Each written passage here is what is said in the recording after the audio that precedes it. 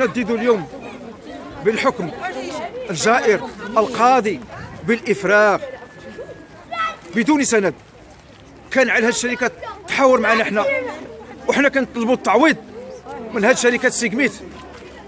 حنا كنطلبوا التعويض. لا يعقل على انه كيجي افراغ بدون تعويض. وحنا عندنا ارض فوق ارض ديال منعشه عقاريه شركه سيغميت.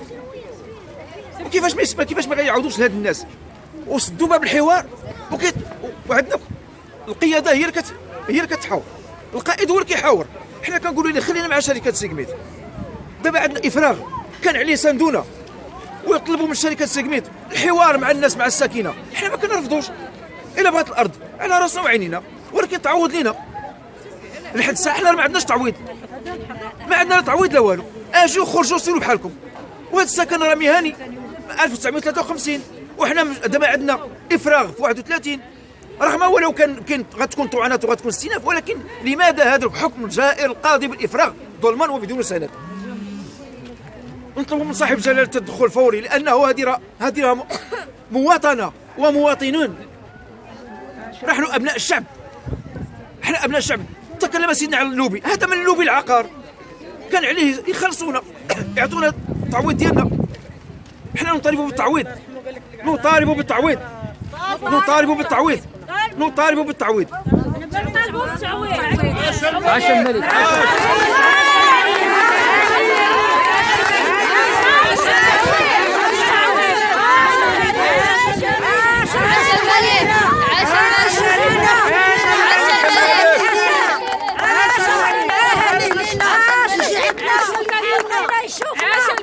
محمد السادس ملكنا واحد، محمد السادس ملكنا واحد، محمد السادس ملكنا واحد، محمد السادس ملكنا واحد، محمد السادس. لا للإقصاء، لا للإقصاء، لا للظلم، لا للإقصاء، لا للوب العقار، لا للإقصاء. نطالب بالتحقيق في هذه الارض. هذه الارض هذه كنطالبوا بالتحقيق ديالها. لمن هي قانونيا؟ لانها فيها خروقات. شرات 1972 وسجلت حنا 2008 وحنا باقي خدامين حتى 1986. لا يعقل كيفاش سجلت حتى 1800 عاد سجلت. ومن هذا منكر.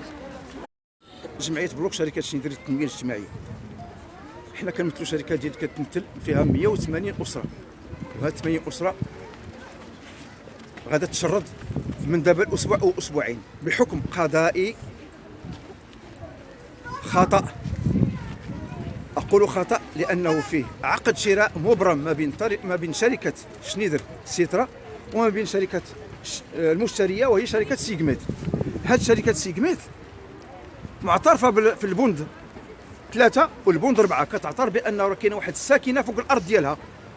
والسيد اللي باع ليها لوي كويزيني جون لوي كويزيني باع ليها بانه كيرغمها وكيحملها المسؤوليه ديال الساكنه اللي فوق الارض ديالها.